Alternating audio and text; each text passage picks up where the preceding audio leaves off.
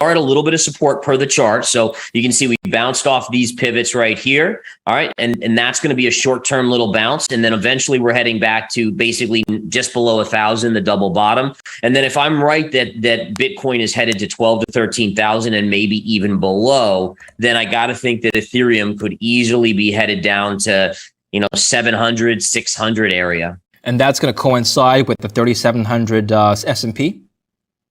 Yeah, so I think probably the 900 to 1,000 is the 3,700, and then the next leg lower in the S&P takes you down to that 600 to 700 level on Ethereum. I see. And for Bitcoin, let's take a look at your Bitcoin technicals. You had called for 11,000, 12 to 13,000 for your base case low end. Yeah, so you can see you're basically just hugging a little bit of support right here. If the dollar continues to strengthen and the Fed seems to want to make sure that it does, then you're going to break this 18 to 19,000 level, and your next stop is not really until that 12 to 13,000 level. That's my best case. That would be if everything works out and everything is fixed and so forth. Worst case, you have to look back to the .com era when Amazon dropped 95% during that collapse. And if that's what crypto's going through, you could be looking at a $3,500 worst case scenario target on Bitcoin. And you're buying with your hands and feet at $3,500, I assume. Well, so to be fair, I know enough from my career to know that I don't pick exact lows, and so basically in the teens, I'll be already starting to accumulate all the way down below. So basically, you see 16,000, I'll pick up a tiny bit. 13, I'll pick up a little bit more. 10, all the way down there. And the idea there is, I do believe that eventually Bitcoin's 100,000, 500,000. And so I'm not going to try to pick a bottom and miss it. Instead, I'll just dollar cost average in this lower range to build that core position.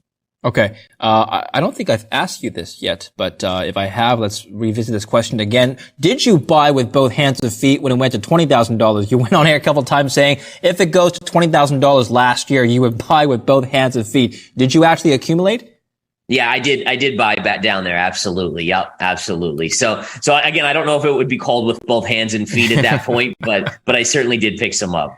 I guess the macro conditions turned even more bearish. So you updated your, your and that's the thing. That's the thing that investors need to understand is that every time you get a new candle on the daily chart, it's a new piece of a puzzle. And a good technician is going to go and look and say, okay, does this change my thesis? Does this change anything? And really what we've seen is the Fed's gotten more hawkish. The economic outlook for me is even more bearish based on the Fed being more hawkish, and that you have to start lowering asset prices even more. A friend of mine asked me in private conversation, and I like you to address my response and critique me if you think I'm wrong. But I love doing this with you, Gareth, because this is like a masterclass for me too. Now he asked me, should I buy Bitcoin? That was his question, not when, how much. Just should I buy Bitcoin?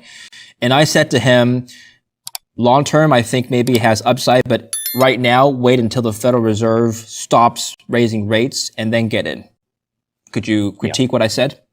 No, I think that's right. I think you want to look for a Fed pivot. The Fed pivot will be positive in the near term for risk assets, including Bitcoin. And I think that's where you start to nibble. I'd strongly encourage your friend to kind of not go all in at that level, but instead just dip a toe in the water. If it drops a little bit more, do another toe, kind of do that. Because again, we just don't know, remember, Bitcoin's only been around for now 13 years. It's a baby of an asset, and we just don't have enough data to really know for sure how it's going to behave.